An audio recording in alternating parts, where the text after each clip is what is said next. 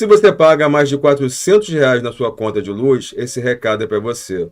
O nosso canal conseguiu uma parceria exclusiva com empresas da energia solar. E, para garantir a vocês um desconto de 13 a 20%, é só vocês se cadastrarem no link abaixo, que também vai estar nos comentários fixados e na descrição do vídeo.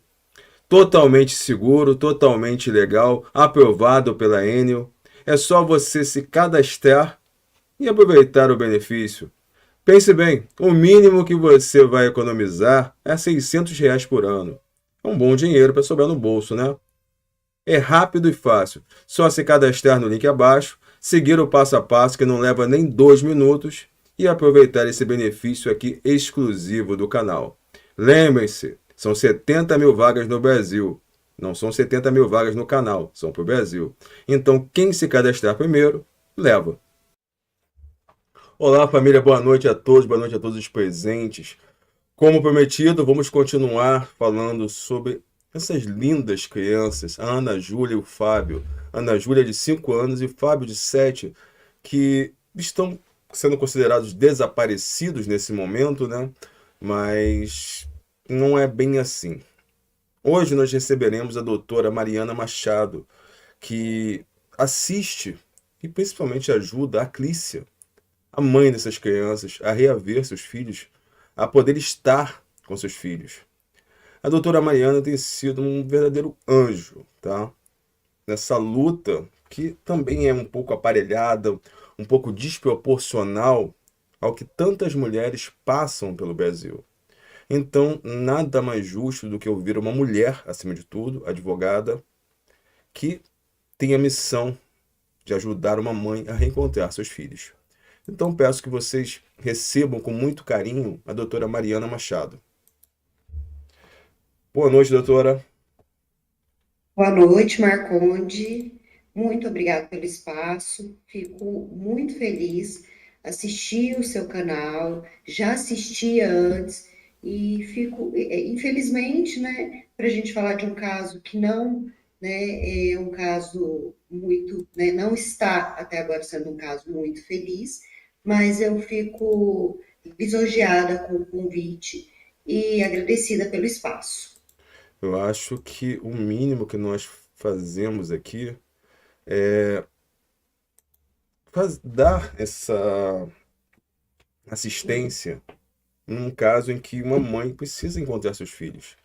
Eu acho que é o nosso principal objetivo de vida. É. O que eu falo, se a gente, eu falo, roubo essa frase, se nós não vivemos para servir, nós não servimos para viver. Então, aqui nosso espaço está sempre aberto para todas as pessoas que precisam de uma voz, né? A gente tenta ser a voz de várias pessoas. Doutora, me diga, por favor, como é que chegou o caso da Ana Júlia e do Fábio para a senhora? Então, a Clícia, ela nos procurou em meados de 2023, né? Ela chegou muito abalada, ela já chegou aqui com um histórico de revitimização, né? Já teria passado por uma revitimização em alguns órgãos ao tentar reaver os seus filhos. Ana Júlia, né, e Fábio Filho, à época, com 3 e 5 anos, vieram, né, nós estamos aqui em Tupaciguara, eles vieram passar alguns dias com o pai. Né? Esses pais se separaram, Clícia foi para uma cidade maior aqui ao lado e precisou de ajuda, né? Precisou aí da orientação, da ajuda, do acolhimento, né, normal do pai, para que ela conseguisse estabelecer residência na cidade vizinha. Né? Então, ela buscou, né, por esse pai, ele se prontificou, ela falou, enquanto eu organizo questão de matrícula, né, em escola, eu gostaria, eu preciso que você fique com as crianças. Era época de junho, e aqui é muito frio, né, e ela falou, olha, tá muito frio, eu tenho que ir para o trabalho, eu tenho que levar a Ana Júlia, então eu preciso que você me dê esse auxílio. Ele prontificou, buscou as crianças. Em 20 dias, a Clícia, que é uma menina muito guerreira, muito trabalhadora, Em 20 dias, a Clícia conseguiu montar a casa, né? Ela mobiliou a casa, o quartinho das crianças, matriculou, conseguiu vaga nas escolas para as duas crianças. Em 20 dias, ela retornou para o município de Tupaçuara para buscar os filhos dela. E dali em diante começou a luta da Clícia e a nossa luta, né? Porque naquele dia a mãe, né, do genitor, a avó paterna dessas crianças, já estava com essas crianças na casa dela e falou para a Clícia: eu não vou devolver os seus filhos, nunca mais. E ali a Clícia, que é uma menina, né? Uma menina na época de 25 anos, recém-separada, saiu desse casamento sem nada. Ela é órfã. A Clícia tem pai, o pai dela, inclusive, auxilia. Entretanto, ela é órfã de mãe. Ela era filha única, né? Então, sem irmãos. A Clícia sozinha, né, com os filhos, foi até a delegacia para registrar, né? Chegando lá, a Clícia já sofreu o primeiro golpe, né? Que foi o segundo, aliás. O primeiro foi quando a ex-sogra, a avó das crianças, disse que não devolveria mais as crianças. Ela já sofreu o segundo golpe, uma revitimização, né? Onde não quiseram registrar o boletim. Uma mulher sozinha, sem marido, sem ninguém. Não, né, a gente não vai registrar, enfim. Ali ela sentou e ela esperou. Né, até que um determinado policial, na troca de plantão, falou: não, vem aqui, eu vou registrar. Registrou o primeiro boletim de ocorrência. A Clícia tentou contato com diversos advogados na cidade, que o policial falou: olha, você precisa de um advogado, vai precisar de um advogado. Sim, com certeza. E aí, nós já tínhamos um trabalho, nós já desenvolvíamos um trabalho com mulheres vítimas de violência doméstica. E a Clícia, né, teve a oportunidade naquele momento de ficar sabendo. E nos procurou. Era noite, né? E ainda assim eu atendi a Clícia, né? Porque eu vi o desespero, né? Nós vimos o desespero da Clícia, acompanhamos a Clícia, fomos à delegacia. Em seguida, nós já iniciamos, né, os trâmites processuais. E daí pra cá, dessa luta que ela passou, ela conseguiu a guarda unilateral das crianças com a ajuda da senhora e do seu escritório, né? E foi decidido que o pai teria a convivência com as crianças quinzenalmente, se não me engano, sábado, final de semana sim, final de semana não, alternado. E daí, após essa convivência, também foi determinado que ele passasse férias com as crianças, ou parte das férias. É isso? Sim, nesse momento, né, a gente já entra com um processo de regulamentação de guarda naquele momento, né, em Uhum, 2023, porque eles haviam separado, mas não tinham guarda definida, né, uhum. então era uma guarda indefinida. Nós já entramos buscamos inicialmente busca e apreensão dessas crianças, o que não nos foi concedido de forma liminar, e a regulamentação da guarda. Então, o pai, né, teve ali naquele momento a guarda de fato, né, não é uma guarda, é uma guarda de fato. A criança esteve com ele, né, as crianças estavam com ele naquele período, e aí nós é, passamos por todo um trâmite, estudo social, estudo psicossocial, foram feitos mais de 2 estudos sociais, no caso da Clícia, acompanhamento do Conselho Tutelar, diversos boletins de ocorrência de vários fatos que ocorreram no decorrer desse processo.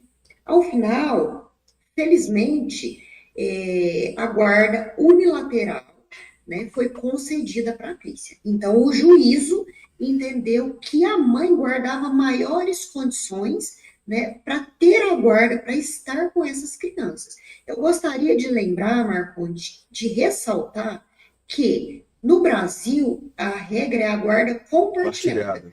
quando, né, os dois pais, né, pai e mãe, têm a oportunidade de decisões acerca da vida da criança. Entretanto, nesse caso, tanto o Ministério Público, que deu o seu parecer, quanto o juízo, eles entenderam que, nesse caso, especificamente, seria melhor uma guarda unilateral. E essa guarda foi concedida e, em abril de 2025, transitou em julgado, Uhum. né? Ou seja, o genitor não teve mais oportunidades processuais, né? Ali as crianças imediatamente, por uma manobra também da defesa, porque o pai já avisava, né, impedir que essa mãe buscasse as crianças. Nós fizemos uma manobra onde a polícia conseguiu pegar essas crianças antes que o pai tivesse oportunidade e tempo, lá em abril, de esconder essas crianças mais uma vez. Uhum. A Clícia buscou e a partir de abril as crianças passaram a conviver, né, a ter a guarda da mãe. E o pai a convivência quinzenalmente, aos finais de semana e 50% das férias escolares. E nesse momento, quando teve primeiro momento de férias, que foi agora em julho, a polícia cumpriu a ordem judicial. Ela tinha as crianças, a mais nova, inclusive, a Ana Júlia, tinha uma consulta muito específica, muito importante para a saúde dela. E mesmo assim, o pai se comprometeu a levar a criança nessa consulta e passar as férias. E daí, no dia 9 de julho, né, se não me engano, no dia em que ela entrega as crianças, do dia 9 até a presente data, ela não tem mais contato com essas crianças. É, esse meio tempo é isso, né? É isso. No dia 9 de julho, né, o pai buscou as crianças na porta da casa da Clícia. A Clícia, Marconde, nunca obstaculizou a convivência com o genitor. A Clícia sempre buscou meios para poder estar, né, a convivência das crianças. Então, ela falou, né, para ele que poderia buscá-los. Entretanto, no dia 21 de julho, Ana Júlia passaria por uma consulta com uma neurologista. Ela teve muita dificuldade, porque é muito disputado é muito disputada a vaga no Hospital das Clínicas da UF, da Universidade Federal de Uberlândia, e ela conseguiu essa vaga, depois de muita batalha, muita luta, e a consulta seria no dia 21 de julho. A Ana Júlia, ela sofre com crises de convulsões, crises epiléticas, desde quando afastaram ela da mãe a primeira vez. Ela teve o primeiro episódio de crise convulsiva. Né? Daí em diante não pararam as crises e a Ana Júlia hoje ela faz uso controlado de medicamento, né, contínuo, controlado, e ela tem que ter esse acompanhamento com o neurologista. A consulta estaria marcada para o dia 21 de julho e ele se comprometeu a levá-los no dia 21 de julho. Né? E nós estamos esperando até hoje. Esse é um ponto muito importante, doutora Mariana. A Clícia, ela acompanhou, ela entregou os seus filhos, como assim era a ordem judicial. Passou esses dias, tentou contato com a família para saber se estava bem, se as crianças estavam bem, como é que estavam, porque anterior à guarda, pelo que sabemos, pelo relato da mãe, as crianças não estavam num ambiente totalmente, vamos dizer assim, sadio, segundo a mãe, que as crianças tinham problemas até inclusive de dentição, por conta de o pai não levar as crianças ao dentista e também alguns relatos que ela falou sobre o comportamento da avó paterna em relação às crianças, um episódio de agressão contados ali por ela, e com que fizeram que talvez o juízo e também o Ministério Público analisasse que a guarda seria unilateral. Entendo todos os pontos. Mas a partir do momento que ela entrega, que ela tenta o contato e que não mais consegue com o genitor, e a família não passa mais nenhuma informação relevante, até o dia 21, que era dia da consulta. E ela foi guardando aquele desespero, mas não poderia fazer nada porque ainda estava legalmente dentro do prazo. Por que que ela teve que, Isso. por que que ela teve que ficar nesse desespero? Se ela já não tinha mais contato, já era perceptível que alguma coisa estava errada. Eu gostaria de entender. O genitor, ele tinha o direito, né, da convivência, né? E a gente sempre orientou a Clícia nesse sentido, porque nós temos a lei, e eu vi no seu canal que você trata de outros casos, né, a lei de alienação parental, né? Então a gente sempre ficava atento, né, a isso e falava, Clícia, é, você tem que ter a convivência, não é você, são as crianças, elas têm o direito também de conviver com o genitor, Isso. né? Então, até o dia 21 de julho, o pai estava resguardado por esse direito de convivência. Então, mesmo a Clícia sentindo que algo estava errado, a Clícia teve que esperar até a data que ele teria se comprometido em devolver as crianças. Uma justiça tão injusta às vezes, né, doutora? Infelizmente.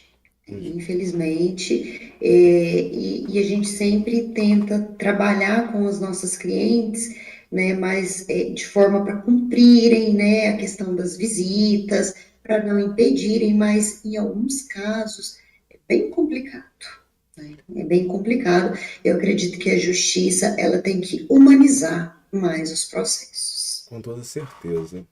Eu gostaria que a senhora relatasse um pouco, pela sua experiência em trabalho na vara familiar, como é que hoje a justiça funciona no Brasil? A justiça na vara familiar, ela é justa para a mulher, para a mãe, para o pai também, porque existem muitos pais que deveriam estar com a guarda e não estão, e mães que não deveriam estar e estão.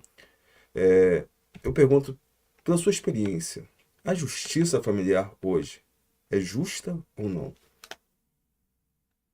É uma pergunta delicada, né, e muito complexa. Nós trabalhamos desde 2018, né, basicamente 90% dos nossos casos são na área de família.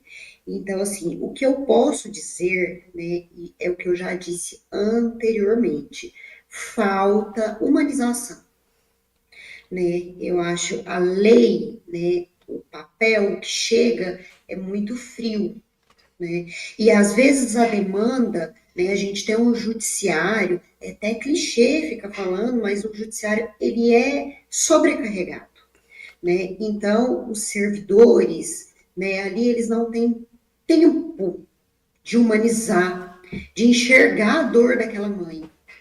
Então, o papel do advogado familiarista, principalmente, é tentar passar, né, para aquelas pessoas que vão ler o processo, que vão receber o processo, o sentimento, né, de cada pessoa, seja mãe ou seja pai, né, ou os filhos, porque os maiores prejudicados sempre são as crianças. Sempre. Então eu falo, nós trabalhamos aqui pelas crianças, pelo direito para defender, para proteger. Eu falo, eu sou advogada da polícia, mãe, mas eu também sou e vou defender e proteger o melhor interesse das crianças, que é o Fábio, filho da Ana Júlia, sempre, antes do interesse do pai ou da mãe.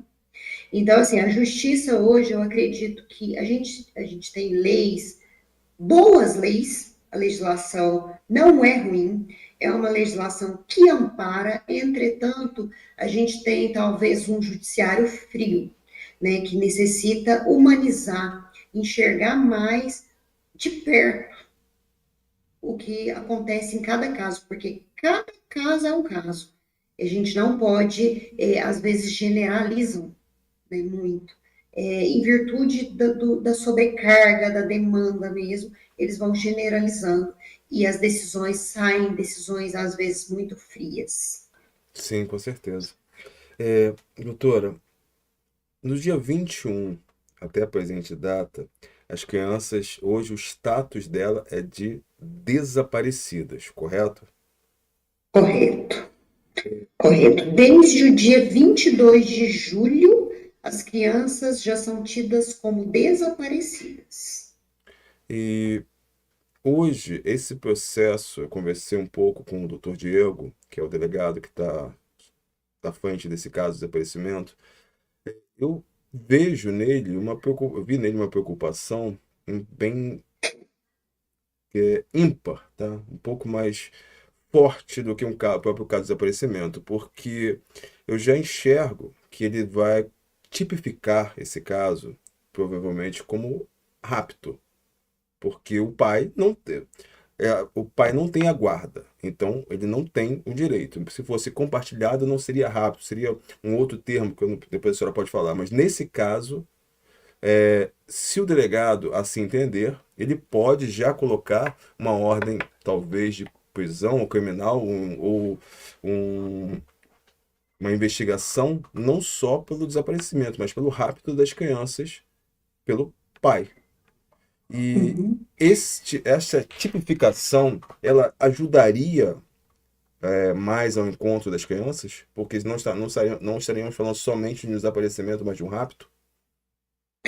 No caso, nós tratamos, né, a polícia, ela trata como uma suposta subtração de incapaz, né, que é quando subtrai as crianças para colocar em lar substituto. Entretanto, dado já os dias, né, essas crianças provavelmente estão sem estudar, estão sem convívio social nenhum, a gente já pode passar de uma subtração de incapaz para um sequestro, né? Seria sequestro. No caso, para encontrar as crianças, eu acredito que a tipificação não faz tanta diferença. Vai fazer bastante diferença na questão da punição de quem está fazendo isso, né? Porque o crime de sequestro ele tem uma pena maior do que o crime de subtração de incapaz. Hoje é tratado como subtração de incapaz pelo ECA, né? Uhum. Pela lei especial que desculpa, que a pena é de 2 a 6 anos de reclusão. Os crimes punidos com reclusão, a polícia tem uma maior possibilidade de diligências, Isso. né? E no caso, o delegado, dependendo, né, dentro aí do que ele entender, né, ele pode estar representando, né, pela prisão, né, desse suposto sequestrador. O, sendo o pai, vou colocar a foto dele aqui, o Fábio, até porque hoje o status dele é desaparecido, né? Muito embora a própria família não tenha feito nenhum boletim de ocorrência, ele é desaparecido Tá. junto aos filhos. Então, este aqui é o Fábio, o pai das crianças, que está desaparecido, junto à Ana Júlia e ao Fábio, filho, que podem estar em qualquer local do Brasil, menos Minas. Existem algumas informações extraoficiais que eles que eles possam estar em determinado estado, mas não vamos falar aqui por conta das diligências. Aqui nós não fazemos sensacionalismo nem nada do tipo. Aqui nós estamos para ajudar, né? A doutora Ótimo. Mariana sabe muito bem. Nós estamos aqui para ajudar. Então, você, você meu amigo, minha amiga, viu o Fábio? Não quer se envolver com a justiça? É só mandar um e-mail para mim. Seu anonimato está garantido pela Constituição. Eu envio o endereço para a doutora, para o doutor Diego, para quem compete receber essa informação. Seu anonimato está garantido e as crianças retornam ao seio familiar. É, e, principalmente, vocês não imaginam os traumas, os danos psicológicos que estão sendo realizados neste momento a essas duas crianças. Porque elas estão sem a mãe. Então, o que estão falando para elas? Que a mamãe foi embora? Que a mamãe foi para o céu? Alguma coisa estão falando, porque mesmo a criança com 5 anos, ela já tem o entendimento de que algo não está certo. E o maior, então, de 7, com toda certeza. Até porque ele tinha medo de que isso acontecesse. Não é, doutora? Isso, o Fábio Filho, ele já vinha relatando esse medo para a mãe, porque o pai já estava ventilando essa possibilidade com uma criança de 7 anos, né? Então, o pai fala, filho, eu vou te buscar e não vou te devolver para sua mãe. E ele relatava isso para a mãe dele, né? Nas últimas semanas antes do desaparecimento. Ele já tinha esse medo, ele já tinha esse receio, já tinha essa preocupação. Ele não queria vir para essas férias com o pai. É, tem uma pessoa aqui, Rosilaine Molina. A senhora conhece? Não. Eu acho. Eu não sei se ela está falando de outro caso ou se ela está falando sobre o próprio Fábio. Eu estou na dúvida aqui. Rosilaine, escreve para mim se você está falando do Fábio ou de um caso seu. Porque ela está falando, é uma pessoa que por muitos anos abusou psicologicamente, sempre disse que queria tomar meus filhos, por ter uma situação melhor que a minha. Não sei se ela está falando, já que o Fábio teve um outro relacionamento, né? Então, não sei. Fiquei agora na dúvida. Doutora, sendo esse caso hoje considerado um caso criminal, né? Um caso. Pode falar. Você pode repetir por gentileza? Sendo, doutora, sendo esse caso considerado hoje um caso criminal, né, a partir da, a doutora pode requisitar, conversar com o delegado, até para poder mudar a tipificação e agilizar um eventual pedido de prisão deste genitor? Sim, na verdade, os advogados, eles requerem, né? A gente pode fazer requerimentos. Desde o dia 1, nós estamos fazendo requerimentos, né? Agora, quem representa, né, ao Ministério Público. judiciário é o delegado ou o Ministério Público, né? Nós não podemos representar pela prisão, mas a gente procura ter esse estreitamento na medida da legalidade, na medida das nossas possibilidades, né, do que nós podemos, enquanto advogadas, com a autoridade policial. Então, assim, requerimentos nesse sentido têm sido feitos desde o dia 1 do desaparecimento dessas crianças. É, este homem, ele não sabe o mal que ele está fazendo para os filhos. Ele não sabe o mal que ele está fazendo para os filhos, porque os danos psicológicos, principalmente do maior, do Fábio, podem ser permanentes. Acho que essas crianças vão precisar de muito apoio psicológico. Com certeza, infelizmente, é uma pessoa, né, que não está pensando e não pensou em momento nenhum no bem-estar, na saúde dos filhos caçula dele, ele é pai de outros 2 filhos, né? Então, é uma pessoa egoísta, né? É uma pessoa que não pensa e que não se importa com o dano que ele está causando, principalmente nas crianças, mas em várias outras pessoas também. Sim, porque é um sofrimento da família, da Clícia, é um sofrimento das crianças, é um sofrimento de todo o entorno da família materna, porque aparentemente, né? Aparentemente, a família paterna está bem tranquila nesse momento, né? Não me parece que esteja muito preocupada com o que está acontecendo, visto que nem boletim de ocorrência de desaparecimento em relação ao genitor foi feito. Não, não fizeram boletim de desaparecimento do genitor e se mostram bem tranquilos, sim. Exatamente, eu acho Não, que não ofereceram ajuda em momento algum para a polícia, não tem oferta de ajuda, nem mesmo ajuda, um apoio emocional, né? Porque afinal de contas são os netos, os sobrinhos, né?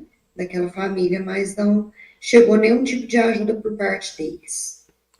doutora, eu sei da resposta, mas muitas pessoas aqui não sabem. O processo familiar, via de regra, é um processo em segredo de justiça. Via de regra, ele é sempre em segredo de justiça, vai preservar as crianças, porque são menores de idade.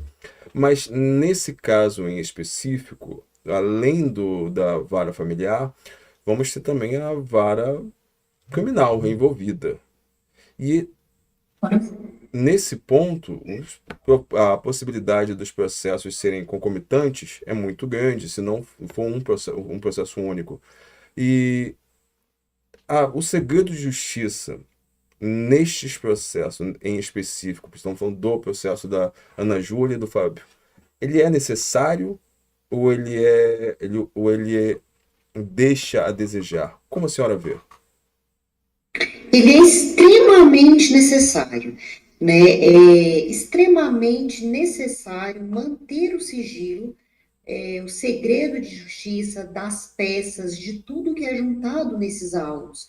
Porque no processo de cumprimento de sentença, nós temos um advogado, o advogado que representava ele, que está nesses autos. E não só por causa do advogado, né? Via de regra, nós temos que ter esse sigilo, mas nesse momento e nesse caso em específico, é extremamente necessário para o sucesso das investigações. Essas investigações, inclusive, tentam localizar as crianças. Acho que o principal objetivo nesse momento é a localização das crianças, principalmente porque temos uma criança que necessita de cuidados médicos relevantes e que um descuido Sim. a maior pode até ser fatal para Ana Júlia. Exatamente. A Ana Júlia, ela tem essas crises reiteradas, né, convulsivas. Ela precisa, praticamente, quando ela está distante da mãe, ela sofre essas crises semanalmente. Então, ela precisa de um auxílio médico. E, ao que tudo indica, essas crianças estão mantidas fora do alcance, não só da saúde, né, de questões de saúde, mas de educação, de convívio social. Né? Onde que essas crianças, como que ele está mantendo essas crianças, né? Longe de tudo. Então, assim, a gente fala muito em ele está extrapolando os limites da dignidade da pessoa humana. Né? Então, a forma que ele está mantendo os filhos dele é indigna. Indigna.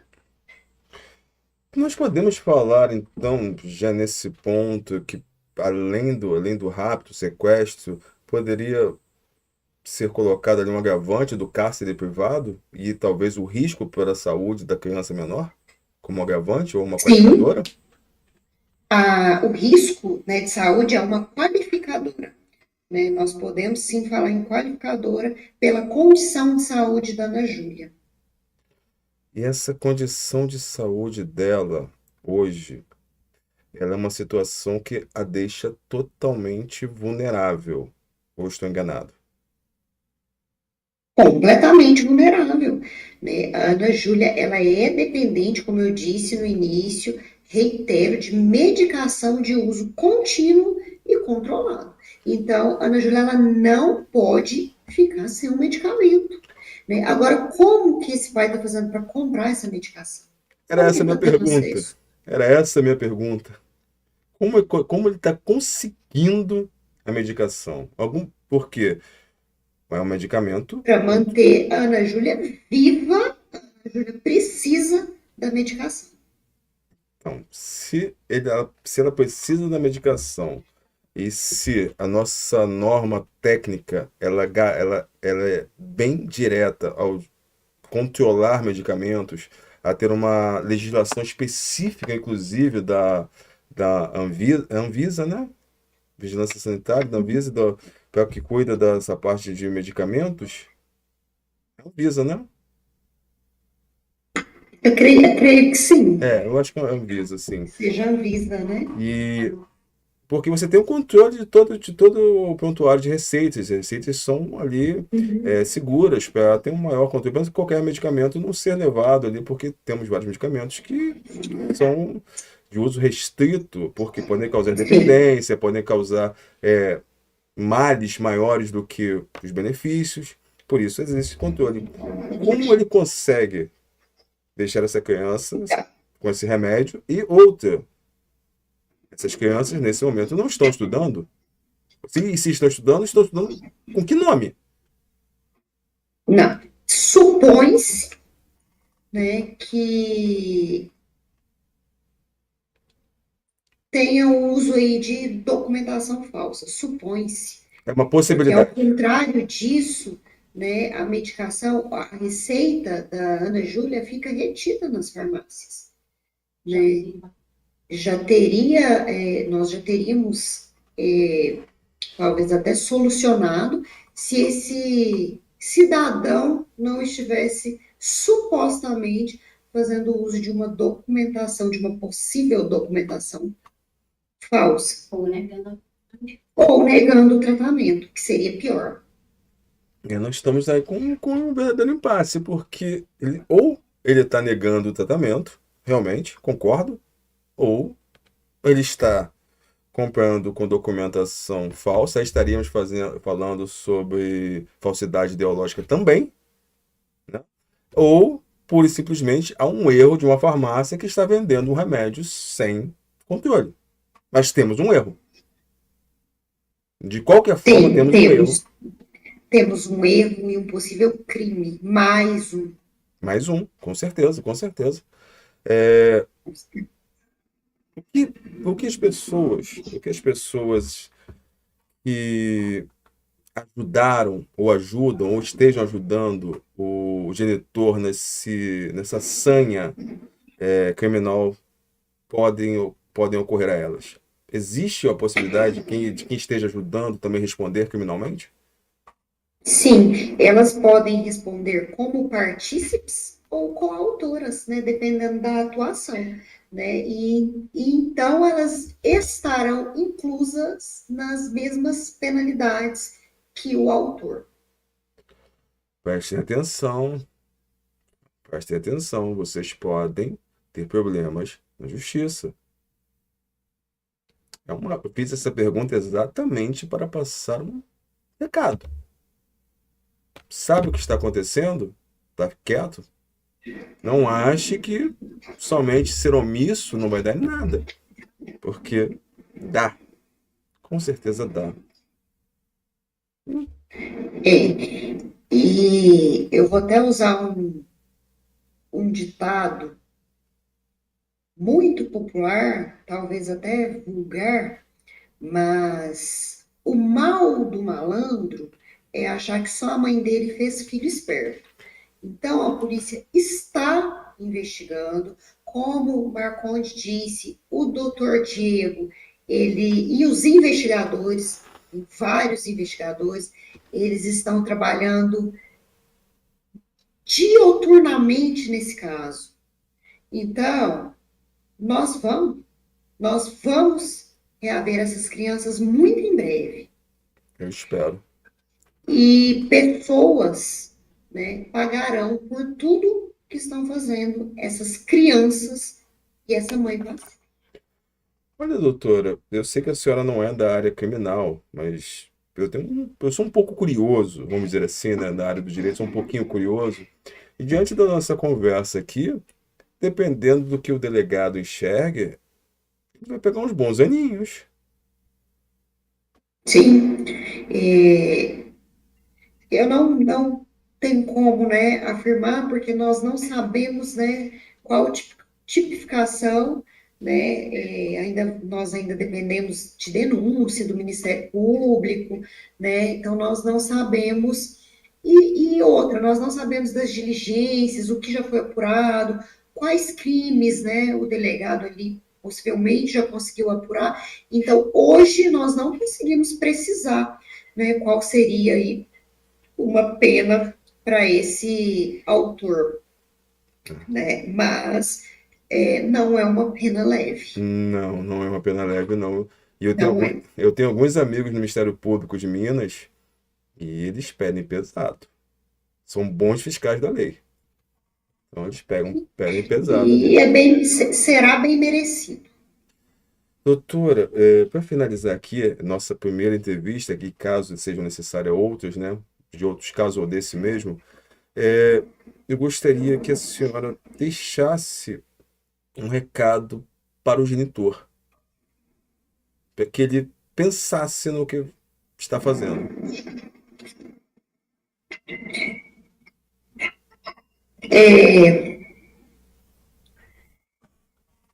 Esse cidadão, né, ele não está pensando, como eu disse aqui ao longo da entrevista, ele não está pensando no mal que ele está fazendo para as crianças. Tudo que ele está fazendo é para atingir terceiros, né? Ele visa, desde o princípio de estudo, atingir uma mãe que não quis, que não aguentou, que não suportou conviver com ele. Então, desde o princípio, ele busca punir essa mulher que buscou viver, se libertar de um relacionamento abusivo, tóxico. E ele, como se proprietário dela fosse, está utilizando os filhos dela, que é onde mais dói, para poder puni-la. Só que ao final, além de profissional, né, da gente utilizar de toda a técnica, a gente confia muito, e principalmente na justiça de Deus. E eu tenho certeza que ela vai ser feita. A justiça do homem, ela vai ser feita, e a justiça de Deus também. E se ele tiver a oportunidade, os familiares, ou ele, né, esse pai, né, de ver essa entrevista, que ele está causando um mal também a ele, também à família e aos familiares dele, né, porque isso não vai ficar impune. Né? Nós vamos reaver essas crianças e sim, ele querendo ou ele não querendo, a Clícia vai seguir a vida dela com os filhos dela. Os três. Ana Júlia, Fábio Filho e o que está chegando. É Deus te ouça, doutora, porque eu já tive vários e vários casos aqui que não terminaram da forma que nós gostaríamos. Deus te ouça. E pela conduta dele, me preocupa. E essa mesma preocupação que eu tô tendo, eu enxerguei na fala do doutor Diego, entendeu? Por essa é a minha preocupação. Mas Deus te ouça. Doutora, Amém. muito obrigado pela participação de hoje. Adorei conhecê-la, adorei conhecer o seu trabalho. O espaço está sempre aberto aqui. Sendo necessário, serão feitas mais entrevistas com a senhora e com a Clícia, até que se encontre a Ana Júlia e o Fábio. Já pedi ajuda a outros amigos de outros veículos de imprensa, ao Cidade Alerta, à Record, onde a gente consegue colocar isso em cenário nacional e se consigam informações sobre essas crianças. Tá bom, doutor? Eu que agradeço o espaço, como falei, fico muito feliz. Eu vejo que o seu trabalho é um trabalho sério, né? E nós precisamos dessa imprensa responsável, dessa imprensa séria, né? Gostei muito de ter participado, espero encontrar novamente com boas notícias. Também. Queria deixar consignado que o nosso escritório, nós somos duas advogadas mulheres, né? Tem a doutora Cristiana, que chegou aqui, está aqui ao meu lado, ela também está aguerrida, né? A causa aí da Clícia, nós estamos trabalhando juntas para o sucesso, né? Para o desfecho feliz desse caso da Clícia. E o doutor Rodrigo também, que é o nosso criminalista, que está atento e trabalhando também insistentemente no caso da Clícia. Obrigado, doutora. Agradeço mais uma vez pela oportunidade. Eu que agradeço. Boa noite, doutora Cristiana. A senhora não apareceu na tela, mas Boa tudo noite. bem. Ah, agora sim, tivemos o prazer de conhecê-la. Mas Prazer. vamos continuar então, vamos fazer essa caminhada até o encontro das crianças. Muito obrigado, doutora. Fique com Deus. Eu que agradeço mais uma vez e gostaria que no finalzinho só de fazer um apelo, Por tá? favor. Para as pessoas que estão assistindo, para a gente compartilhar, para a gente compartilhar com amigos, com vizinhos, né? É muito importante esse trabalho, tá? De divulgação. E qualquer informação, entre em contato com o Marconde, ele entre em contato conosco, com a Polícia Civil do seu estado, né, a Polícia Civil, a Polícia Militar, né, e para a gente fazer esse trabalho aí, essa corrente, né, para encontrar Ana Júlia e Fábio Filho. É a nossa corrente do bem. Obrigado. Obrigado, doutora. Fique com Deus. Tá bom? Eu que agradeço. Fica com Deus também. Boa Boa noite. noite. Família, muito obrigado pela participação de todos. Curtam, compartilhem ao máximo, porque a Ana Júlia e o Fábio precisam. E que essa família volte a ser uma família unida, tá bom? Aguardo todos vocês e até amanhã, se ele assim permitir e quiser. Aí daqui a pouquinho tem entrevista lá no The Exposed do caso Vitória. Vejam lá. Escrevam lá que vieram pelo canal Marcondes Marques, tá bom? Vai ser com a Júlia. Eu acho que é uma entrevista que vai valer a pena porque é para a proteção da Vanessa. Por isso estou fazendo essa propaganda, tá bom? Fique com Deus e até daqui a pouquinho.